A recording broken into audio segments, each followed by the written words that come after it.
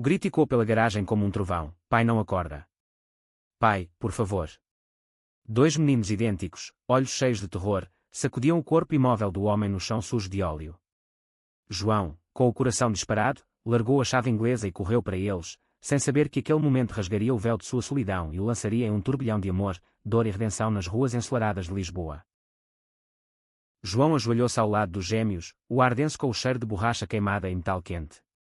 Os meninos, com rostos pálidos e cabelos castanhos desgrenhados, eram como espelhos partidos de pânico puro. O homem no chão, de uns 40 anos, tinha a camisa rasgada e uma poça de sangue se formando sob a cabeça. Um acidente no elevador da oficina vizinha, pensou João, o instinto de mecânico misturando-se ao de quem já vira a morte rondar de perto. Ele pressionou os dedos na carótida do homem sentindo um pulso fraco, irregular como um motor falhando. Chama a ambulância, sussurrou para um dos meninos, a voz firme apesar do tremor nas mãos. O mais novo, Tomás, pegou o telemóvel do pai com dedos trêmulos e discou o 112, enquanto o outro, Diogo, soluçava agarrado à perna de João. Segundos se arrastaram como horas. João inclinou a cabeça do homem para trás, limpando a boca com a manga da sua camisola oleosa, e começou as compressões torácicas que aprendera num curso improvisado anos antes. 1, 2, 3. Os gêmeos observavam, hipnotizados, o peito do pai subindo e descendo sob as mãos fortes de João. Ele era um homem de 32 anos, corpo esguio forjado por anos de concertos sob capos enferrujados, rosto marcado por uma barba por fazer e olhos verdes que escondiam cicatrizes de rejeições passadas. Gay num bairro conservador de Alfama, onde as festas de fado misturavam-se a olhares enviesados, João aprendera a erguer muralhas. Mas ali, no caos, as muralhas ruíam. A sirene cortou o ar úmido da tarde lisboeta. Parâmedicos irromperam na garagem, empurrando João para o lado com eficiência fria. Ele recuou, ofegante, enquanto os gêmeos se encolhiam contra ele, pequenos punhos cerrados na sua camisola. O homem tossiu, expelindo sangue, e os olhos se abriram brevemente, focando nos filhos com um gemido rouco. Fiquem com o tio, murmurou ele antes de desmaiar novamente. Tio? João piscou, confuso, mas o tempo não esperava explicações. Os paramédicos o levaram num instante, deixando para trás o eco de rodas no pavimento irregular. No hospital de São José, o cheiro de desinfetante invadiu as narinas de João como uma acusação. Ele sentou-se na sala de espera com os gêmeos encolhidos no banco ao lado, um em cada joelho, exaustos de chorar. Tomás adormecera com a cabeça no ombro dele, Diogo ainda agarrava o telemóvel como um talismã. Eram tão parecidos que João mal distinguia um do outro, exceto pelo hematoma roxo na têmpora de Diogo, resultado de uma queda no pânico. Quem era o pai deles? Miguel, lera no ecrã rachado do telemóvel, Miguel Santos, professor de História numa escola secundária em Belém. E o tio? Provavelmente um parente distante, mas por ora, João era o único adulto ali. Ele comprou sumos e pastéis de nata na cafetaria, distraindo as crianças com histórias inventadas sobre carros que voavam pelas ruas de Lisboa. Os gêmeos riram fracamente, os primeiros sons alegres desde o grito. João sentiu um aperto no peito, uma ternura inesperada. Ele nunca imaginara ser o tipo de homem que acalmava medos infantis. A sua vida era chaves de fenda em noites solitárias em bares escondidos do bairro alto, onde olhares furtivos prometiam mais do que entregavam. Mas ali, com aqueles dois, algo se mexia, um instinto protetor que o desarmava. Horas depois, uma enfermeira de rosto severo aproximou-se. O Sr. Santos está estável. Concussão, fraturas, mas acordou. Quer ver os filhos. João levantou-se, os gêmeos correndo à frente, e seguiu pelo corredor ascético. Na enfermaria, Miguel estava recostado na cama, o rosto inchado e pálido, mas os olhos castanhos alertas. Ao ver os meninos, ele abriu os braços, e eles saltaram para o abraço, um emaranhado de soluços e beijos. Obrigado, disse Miguel por cima das cabeças deles, olhando para João com uma gratidão crua. Sem você, eu. João acenou, envergonhado. Apenas fiz o que qualquer um faria. Mas não era qualquer um. Miguel observou, notando a camisola suja, as mãos calejadas. Você é o mecânico da garagem ao lado. João assentiu. João Ferreira. Os nossos carros sempre vão para lá quando enguiçam. Os gêmeos confirmaram, animados, contando como João consertara o velho Fiat do pai na semana anterior. Miguel sorriu debilmente, mas havia uma sombra nos olhos, uma fadiga além da dor física. Ele era viúvo, soube João mais tarde, a mulher falecida num acidente de trânsito 2 anos antes, deixando-o com os gêmeos e um luto que ainda sangrava. Professor respeitado, mas isolado pela dor, Miguel evitava as conversas de recreio dos colegas, focando-se nos filhos como âncoras. Naquela noite, enquanto os gêmeos dormiam no quarto improvisado ao lado da enfermaria, Miguel e João falaram pela primeira vez de verdade. Sente-se, pediu Miguel, apontando para a cadeira. Conte-me como foi. João descreveu o grito, o pânico, as compressões. Miguel ouvia, os dedos entrelaçados nos lençóis. Você salvou a minha vida, João. E a deles. Eu não sei como agradecer. João encolheu os ombros. Gratidão não é dívida. Mas Miguel insistiu, deixe-me cozinhar-lhe um jantar quando sair daqui. Uma francesinha, como se come no Porto, mas adaptada ao meu estilo lisboeta. João riu, surpreso. Combinado. Dias se passaram em visitas diárias. João levava os gêmeos ao hospital, distraía-os com passeios pelo Tejo, onde o sol poente pintava as águas de laranja. Miguel melhorava, o hematoma desbotando para um amarelo suave, mas as conversas aprofundavam-se. Falaram de livros, Miguel adorava Saramago, João preferia os contos de Essa com humor ácido. De música, fado para Miguel, com as saudades de Amália, para João, o rock indie que ecoava nas rádios piratas da juventude. E, timidamente, de vida pessoal. Miguel mencionou a esposa, o vazio que deixara. João hesitou, mas algo na vulnerabilidade do outro o fez confessar: eu sou gay, Miguel. Não é segredo no bairro, mas nem sempre é fácil. Miguel piscou, processando. Eu nunca conheci alguém assim de perto.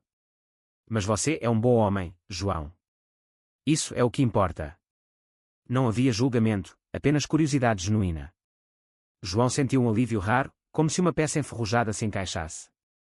Mas o destino, caprichoso como as curvas do tram 28, reservava reviravoltas. Uma semana após o acidente, Miguel recebeu alta.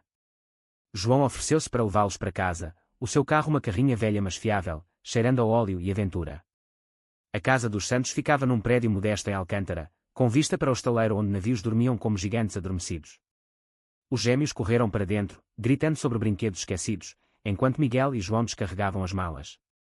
Entre, disse Miguel, abrindo a porta. Eu prometi um jantar. A cozinha era um caos acolhedor, panelas penduradas, desenhos dos meninos na geladeira. Miguel, ainda mancando ligeiramente, preparou bifes com arroz de tomate, o aroma enchendo o ar como um abraço. Sentaram-se à mesa, os gêmeos tagarelando sobre como João era o herói da garagem. Riram de anedotas, o vinho tinto fluindo solto. Pela primeira vez em anos, João sentiu-se visto, não como um mecânico excêntrico, mas como alguém com alma. Miguel, por sua vez, encontrava alívio na companhia, uma pausa no silêncio que o sufocava desde a morte de Ana. Mas o idílio quebrou-se numa chamada noturna. Era o cunhado de Miguel, Pedro, um homem corpulento de Setúbal, dono de uma peixaria conservadora. Ouvi sobre o acidente. E sobre esse amigo que te salvou. Vozes sussurradas no bairro, insinuações sobre o mecânico maricas, que agora rondava a família. Miguel desligou irritado, mas a semente da dúvida plantou-se. No dia seguinte, no trabalho, colegas comentaram: cuidado com quem frequentas, Miguel. As crianças. João notou a frieza no reencontro. Miguel evitou o olhar dele ao passar na garagem para agradecer novamente. Algo mudou? Perguntou João, limpando as mãos num pano. Nada, mentiu Miguel. Apenas cansaço. Mas o afastamento doía como uma chave mal calibrada. Os gêmeos, inocentes, continuavam a visitar João, trazendo desenhos de carros e pais heróicos. Ele os levava a passeios no oceanário, onde peixes coloridos dançavam como sonhos subaquáticos, e contava histórias de viagens imaginárias. Tomás e Diogo floresciam na sua presença, chamando-o de tio João, sem hesitar. O conflito irrompeu numa tarde chuvosa. Miguel apareceu na garagem furioso, os gêmeos atrás dele com rostos cabisbaixos. O que pensas que estás a fazer? Gritou Miguel. A levar os meus filhos para passeios sem me consultar. João ficou paralisado, a chave de fenda caindo no chão. Eu pensei. Eles queriam. E você estava ocupado. Miguel avançou, o rosto contorcido. Ocupado a proteger a minha família de fofocas. O bairro inteiro fala. Dizem que és uma má influência. Gay, solteiro, rondando viúvos. As palavras cortaram como lâminas. João sentiu o velho veneno da rejeição subir à garganta. Má influência. Eu salvei a tua vida, Miguel. E agora sou o vilão porque te faço questionar as tuas muralhas. Os gêmeos choravam, Tomás puxando a mão do pai. Pai, para. Tio João é bom. Miguel hesitou, o fogo nos olhos vacilando. Virou-se e saiu, arrastando os filhos, deixando João sozinho com o eco da chuva no telhado de zinco. Naquela noite, João bebeu demais num bar escondido no chiado, onde drag queens cantavam um fado paródico para esquecer. Um homem bonito aproximou-se, flertando com toques casuais, mas João recusou. A imagem de Miguel, vulnerável na cama do hospital, assombrava-o. Era mais do que gratidão, era uma faísca, um anseio por algo real num mundo de olhares fugidios. Mas o medo de Miguel, enraizado em tradições portuguesas onde o diferente ainda era sussurrado, erguia barreiras. Dias de silêncio se seguiram. João mergulhou no trabalho, consertando motores como se pudesse reparar corações partidos.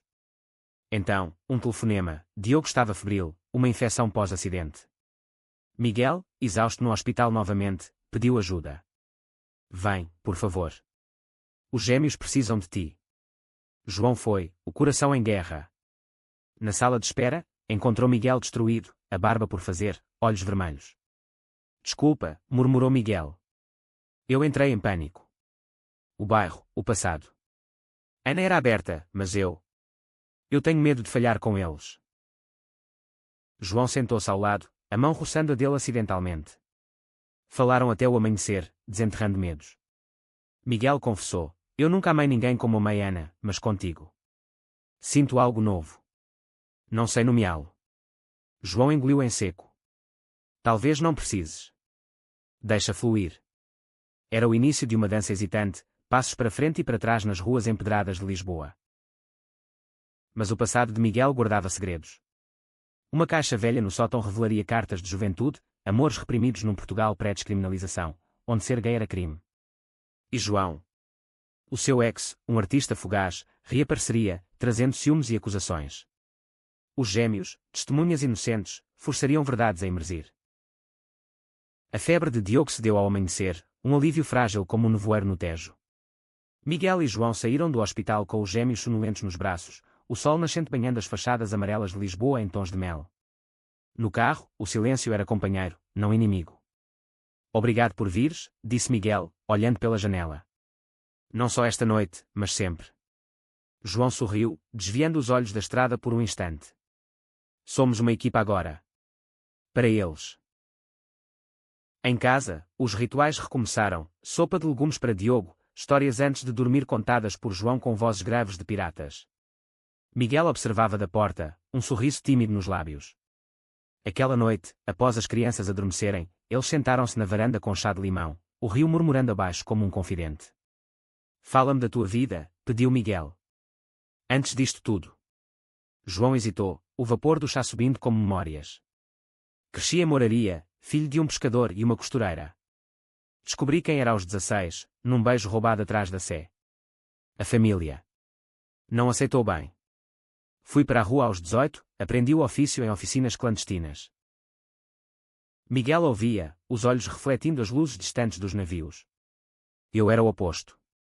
Família católica devota em Coimbra, estudos na universidade, casamento arranjado quase. Ana mudou isso, ela era livre, uma pintora que via cores onde eu via cinzento. Mas desde que partiu, sinto-me preso num quadro inacabado. João estendeu a mão, tocando a dele levemente. Talvez eu seja a cor que falta. As palavras pairaram, carregadas de possibilidade. Miguel não recuou, em vez disso, entrelaçou os dedos, um gesto simples que abalou o mundo de João. Os dias seguintes foram de redescoberta. Passeios no Jardim da Estrela, onde os gêmeos corriam entre estátuas de anjos, rindo de folhas caídas como confetes. João ensinava Miguel a trocar óleo num carro antigo, mãos sob o capô, risos e quando Miguel sujava a cara de graxa. À noite, jantares caseiros viravam confissões. Miguel admitiu invejar a coragem de João em viver autenticamente. João confessou o medo de ser apenas o salvador temporário. O beijo veio numa noite de luar, na cozinha, após um copo de vinho a mais. Lento, hesitante, como se testassem o terreno de um sonho. Miguel recuou primeiro, olhos arregalados. Eu não sei se consigo. Não é por ti. É tudo. João assentiu, o coração apertado mas inteiro. Toma o teu tempo. Eu espero. Mas o tempo era luxo escasso. Pedro, o cunhado, reapareceu, convidando Miguel para um churrasco familiar em Setúbal. Vai, insistiu Pedro ao telefone. Traz as crianças. E deixa esse mecânico em paz, ouvi coisas. Miguel recusou, mas a tensão cresceu. No trabalho, um colega conservador zombou. Agora és o viúvo moderno, com o amigo especial. Miguel defendeu-se, mas as sementes de dúvida brotavam. Então, o passado de João bateu à porta. Rafael, o ex, um escultor de 28 anos com olhos felinos e ego inflado, apareceu na garagem com um sorriso predatório. Lembrei-me de ti, disse, encostando-se ao capô de um Peugeot. Preciso de um favor, conserta o meu carro, e quem sabe, reacendemos velhas chamas. João riu friamente. Velhas chamas queimam, Rafael. Vai-te embora. Mas Rafael não desistiu, enviou mensagens, apareceu em eventos, sussurrando veneno. Ele usa-te para os filhos, amor. Miguel descobrirá que és só o brinquedo passageiro. Os gêmeos, sensíveis como antenas, captaram as nuvens. Tomás desenhou uma família partida, Diogo perguntou. O pai e o tio João brigam. Miguel, atormentado, confrontou João numa tarde no mirador de Santa Catarina. Eu ouvi sobre o teu ex. Ele diz que voltaste para ele. É verdade. João negou, furioso. Rafael mente para magoar. Mas tu? Ainda duvidas de mim? Miguel confessou, sim. Tenho medo de amar de novo, de ser julgado. De falhar com os rapazes. O clímax daquela crise veio numa festa de escola, onde pais sussurravam sobre o amigo de Miguel. Um pai bêbado confrontou-o. Afasta esse tipo dos teus filhos, ou chama proteção de menores. Miguel explodiu, empurrando o homem, e saiu com os gêmeos em lágrimas. Em casa, desabou nos braços de João. Eu não aguento isto. Eles querem-nos separados. João abraçou-o, feroz. Então lutamos juntos. Pela primeira vez, Miguel chorou, liberando anos de luto e medo. Mas o verdadeiro segredo esperava no sótão. Enquanto organizavam caixas para uma mudança planeada, Miguel aceitara um emprego melhor em Cascais. Tomás encontrou uma carta amarelada. Pai, lê. Dizia, endereçada a Miguel de um antigo colega de universidade, Mário. Palavras de amor não dito, de noites roubadas em quartos escuros, de um Portugal onde o desejo era prisão. Miguel congelou, o rosto pálido. Eu. Fui como tu, João. Reprimi tudo por Ana, pela família. Agora, com os meninos. A revelação abalou-os. João sentiu ciúme retroativo, mas também empatia. Tu não és traidor, és humano. Miguel, aos prantos, beijou então com urgência, um juramento silencioso. Mas Rafael, espiando, usou a descoberta para chantagear. Eu sei o teu segredo, Miguel. Paga, ou conto tudo. A chantagem de Rafael caiu como uma granada no frágil equilíbrio que João e Miguel construíam. Uma manhã cinzenta, enquanto João consertava um motor ruidoso na garagem, o telemóvel vibrou com uma mensagem anônima. Envia 5.000 euros, ou o bairro inteiro sabe do teu passado especial, professor. Incluía uma foto granulada da carta de Mário, tirada às escondidas. João mostrou a Miguel no recreio da escola, longe dos olhares. É ele, disse João, os punhos cerrados. Rafael quer destruir-nos. Miguel, pálido como as paredes caiadas, sentou-se num banco sob uma araucária. Eu pensei que aquilo estava enterrado. Mário foi um erro de juventude, um segredo que Ana nunca soube. E agora? Os meus colegas, a direção da escola. Perderia tudo. João ajoelhou-se à frente dele, mãos nos joelhos. Não vais perder. Nós enfrentamos isto. Juntos.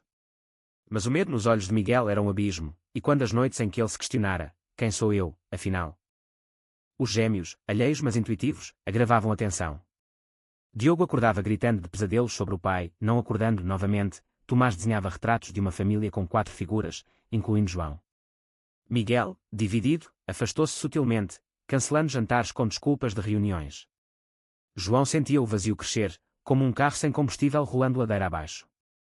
No bar do bairro Alto, confidenciou um amigo antigo, um barman que é chamado Vasco. Ele tem medo, Vasco. Do passado dele, do nosso futuro. Vasco, com tatuagens de arco-íris desbotados, serviu um gin tónico forte. O amor em Portugal ainda é uma batalha, mano. Lembra-te do 25 de Abril. Liberdade, mas não para todos os corações. Vai, luta.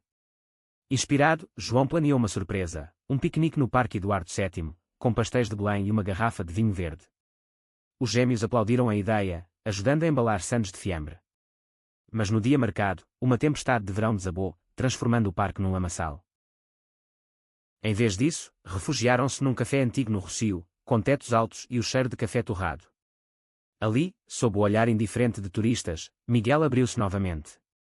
A carta. Mário suicidou-se anos depois, perseguido pela polícia moral. Eu culpo-me por não o ter salvado. João pegou na sua mão sobre a mesa. Tu salvaste-me a mim. E eu a ti. Somos o resgate um do outro. O momento foi interrompido por Pedro, o cunhado, que entrara por acaso. Olá, família. E companhia. O tom era ácido, os olhos fixos em João. A discussão explodiu no exterior, chuva fina molhando as capas. Pedro acusou: estás a corromper os meus sobrinhos. Miguel defendeu: eles amam o João. Como eu. A confissão saiu como um raio, silenciando Pedro. Tu. O quê? Miguel, tremendo, repetiu: eu amo-o. É um homem bom. Sai daqui. Pedro recuou, murmurando ameaças de contar à família, mas partiu, deixando um rasto de lama e mágoa. A noite terminou em casa, com os gêmeos dormindo cedo. Miguel e João sentaram-se no sofá, um bolero de Ravel ao fundo na rádio. Eu disse-o em voz alta, sussurrou Miguel. E o mundo não acabou. João sorriu, puxando-o para perto. Começa agora. O beijo foi profundo, um selo de promessas, mas o telefone tocou. Rafael, exigindo dinheiro para o dia seguinte. João confrontou na galeria onde Rafael expunha esculturas abstratas, cheias de formas contorcidas como almas torturadas. Para, Rafael. Acaba com isto. Rafael riu, um som vazio. Ele é eter fingindo, amor. Tu mereces melhor. João avançou, voz baixa e perigosa: mereço paz. E tu vais dar-me, ou mostro as tuas mentiras à polícia. Chantagem é crime. Rafael empalideceu, mas contra-atacou: prova.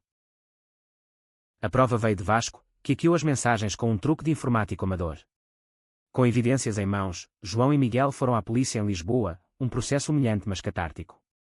Rafael foi detido, as esculturas confiscadas como garantia. Livre, mas marcado, ele jurou vingança no olhar final. O alívio durou pouco. A notícia vazou para a imprensa local: professor de Belém envolvido em escândalo que era. Miguel foi suspenso da escola, pais indignados protestando à porta. Os gêmeos, alvos de bullying infantil, voltaram com desenhos rasgados e olhares baixos. Pai, por que nos odeiam? Perguntou Tomás. Miguel, despedaçado, abraçou-os. Não é ódio a vocês. É medo do diferente. João, vendo o colapso, propôs: vamos para Cascais. O novo emprego, a praia, um recomeço. Mas Miguel hesitou: e se fugirmos, reforçamos o estigma. Decidiram ficar e lutar. Miguel falou na Assembleia de Pais, voz trêmula mas firme: o amor não corrompe, liberta.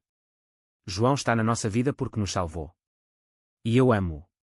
O silêncio foi ensurdecedor, mas alguns aplaudiram, mais progressistas: um pai gay no armário. Um aliado inesperado emergiu, a diretora da escola, uma mulher de 50 anos com passado de ativista nos anos 70. Ela reintegrou Miguel, prometendo workshops sobre diversidade. Mas o custo emocional era alto. Numa noite de insônia, Miguel confessou a João: eu sonhei com Mário esta noite. Desculpa. João beijou a sua testa. Não peças. Honrou vivendo livre. O ponto de viragem veio com os gêmeos. Num projeto escolar sobre famílias, eles apresentaram um cartaz: a nossa equipa, com fotos de Miguel, João e eles próprios na praia. A turma aplaudiu, quebrando o gelo. Orgulhosos, os meninos abraçaram João: és o nosso pai número 2. Com o escândalo abafado mas não esquecido, a vida em Alcântara ganhou uma rotina tensa, como um motor ronronando mas pronto para engasgar. Miguel regressou às aulas, ensinando história com uma paixão renovada, entrelaçando lições sobre o 25 de Abril com discussões sobre direitos LGBTQ+ no Portugal contemporâneo. Os alunos, inicialmente chocados, começaram a questionar: professor, o senhor é como o João? Miguel sorria: sou eu mesmo. E isso basta. João, na garagem, enfrentava boicotes sutis, clientes conservadores levando carros para a concorrência. Mas novos chegavam, atraídos pela história do herói gay, mães solteiras e casais que era recomendando nas redes. Ele expandiu o negócio, contratando um aprendiz jovem, um rapaz trans de 20 anos chamado Leonor, que trazia energia fresca e tatuagens de bandeiras arco-íris. Juntos, transformavam a oficina num espaço seguro, onde rádios tocavam Madonna misturada com Marisa. Os gêmeos floresciam. Tomás descobriu o futebol no clube local, Diogo o xadrez numa biblioteca comunitária. João era o táxi oficial, incentivando-os com gritos de bordo e análises pós-jogo ao jantar. Miguel observava, maravilhado: tu dás-lhes o que eu não conseguia, leveza. João ria: tu dás estabilidade. Somos o equilíbrio perfeito. Mas as rachaduras persistiam. Pedro, o cunhado, cortou laços, enviando cartas venenosas: traíste a memória de Ana. A família paterna, devota em Fátima, recusou visitas.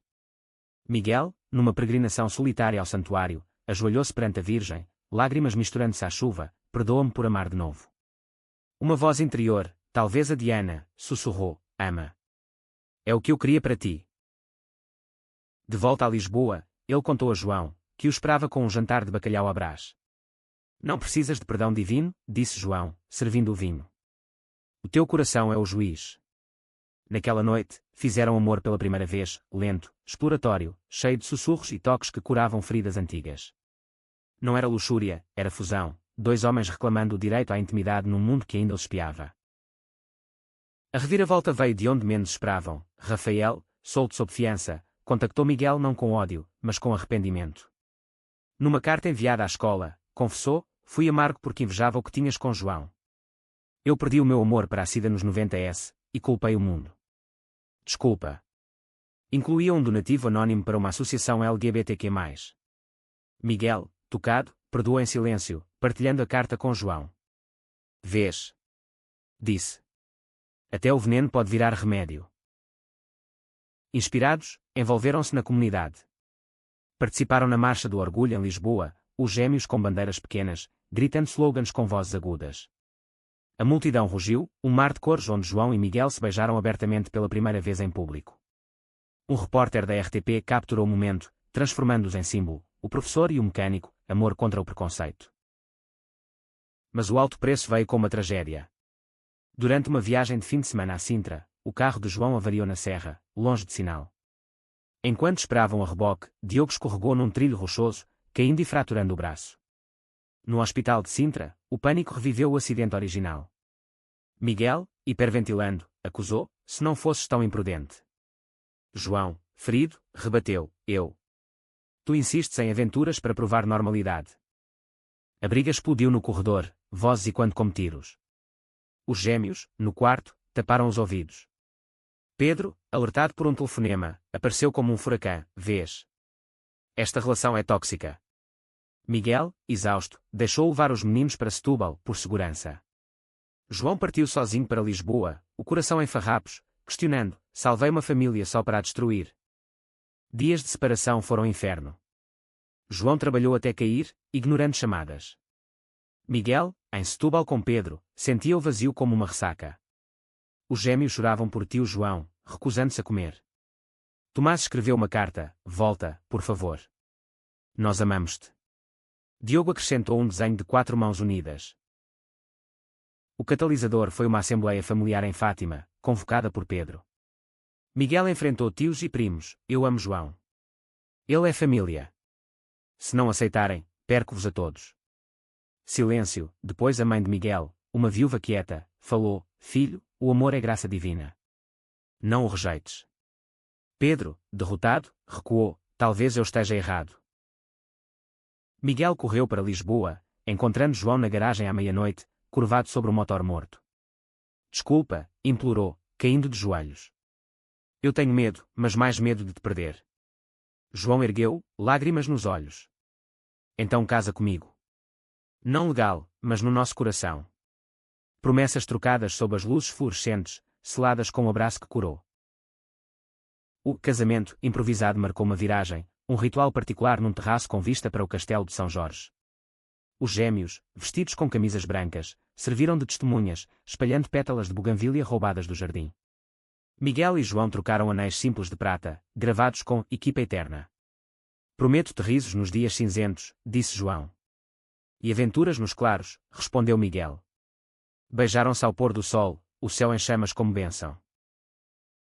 A vida estabilizou, mas com ondulações.